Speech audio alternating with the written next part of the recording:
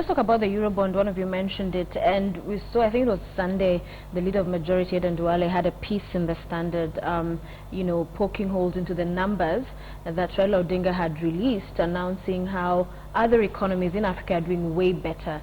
And so he comes up with a different list saying those were all fake, and gives out these numbers from the World Bank that in fact those economies were not doing as well as Mr. Odinga had said they were.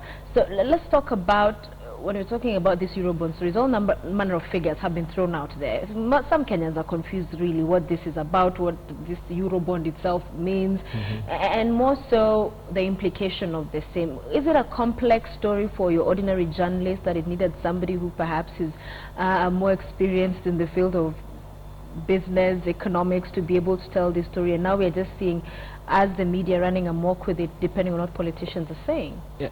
Again, I think I'll have to fault the media a bit, because I mean Eurobond is you know, sovereign bond, is big money, is in billions, floated I don't know where. For a common mwananchi who starts with the sports page about Chelsea and then comes back to the headlines and all that, it was not.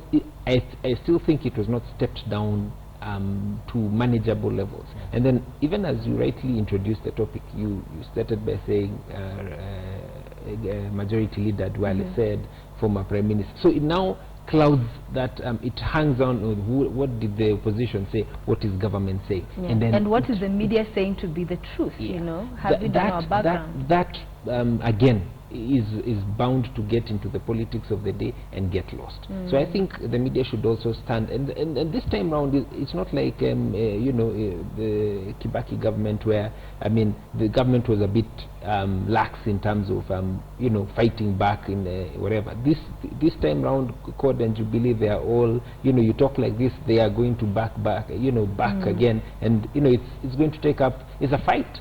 So I think the media should also come out and equip the readers with the tangible issues that the worries, because the controller is one who said that the accounts out there that she has no access to, and you cannot, by law, you cannot get money from government or from the exchequer without the nod of the without the nod of the COB.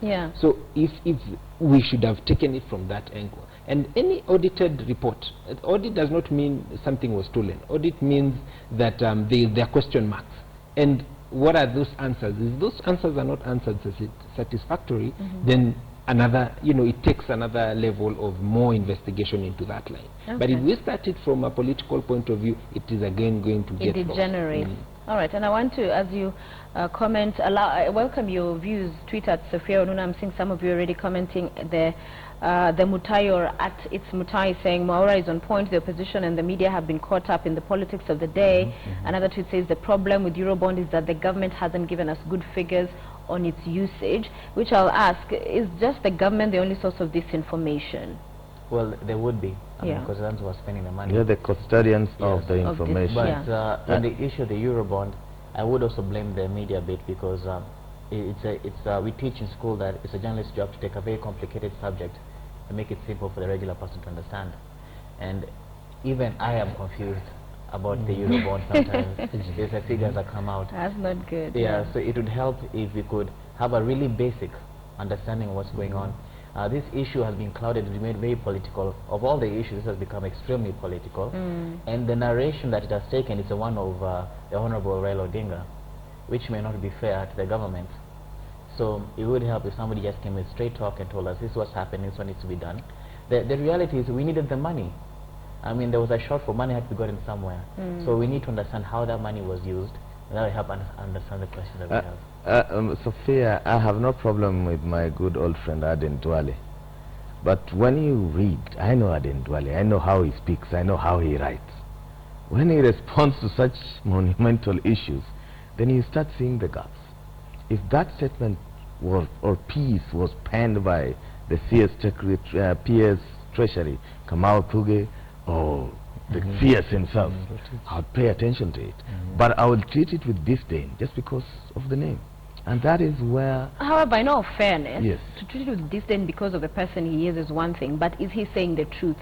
Did Raila Odinga give wrong figures as opposed to what he's listing? Have we as the media now come and said, these two have said this, these are the figures? We need to fact check. Yes. Have we fact checked? Because it's we, easy for us to get caught we've up. not done a good job that Yeah. end. That's why I was telling you, I was at a meeting where we were being told your newspaper printed these figures on day 1.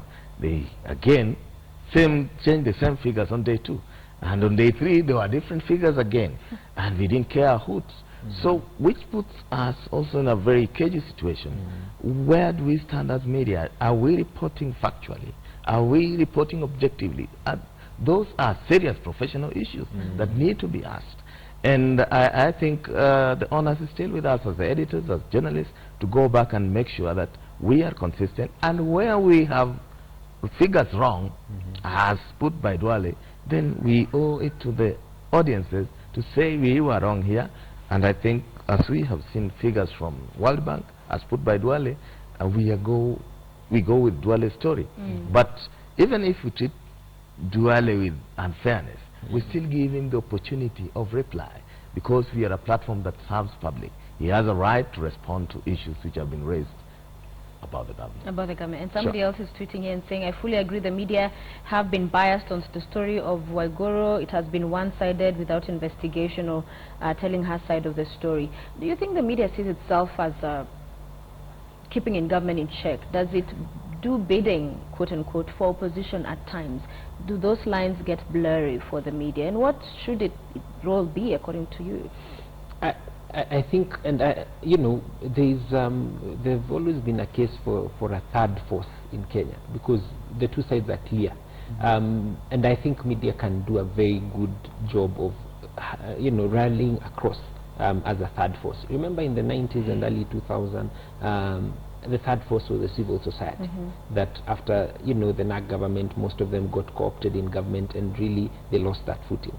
And I think this time around, with all this, I mean, if something happens in the corner of Turkana or in Kwale, we have, you know, the coverage is there. Now, I think the media should step up and be able to, not to take sides. Sometimes the reporting looks like they are taking an opposition angle, which you know, the country, remember even how we voted, almost half on one side and half on this other side. So if we got, and there is a very good case for somebody or an institution that comes out and clearly brings out the issues as they are, let the people do their own assessment, let the people have their own judgment, but at least you've brought out the issues. You'll still sell papers or, you know, coverage and all that, and if not, people will also start taking us to that direction. I mean, look, I mean, what company of, you know, a teacher or a lecturer taking us to the upcoming journalist? You are a practicing one, he's an editor, and that direction should be, where are we going? Where are we going? And that's why you have my good friend David in terms of where the media should be going in terms of digital. Then also in terms of content, we also need to take it.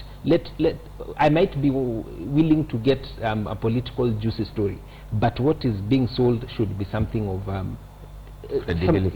something that is taking us ahead. Somewhere. Yes. And Inspire, Engage, Motivate is tweeting, seems like the media is deficient of tools to fact check whatever the politicians utter. David Dogoli says, defend, defend, defend. Corruption affects all. Now there will be a looting spree if no one is touched.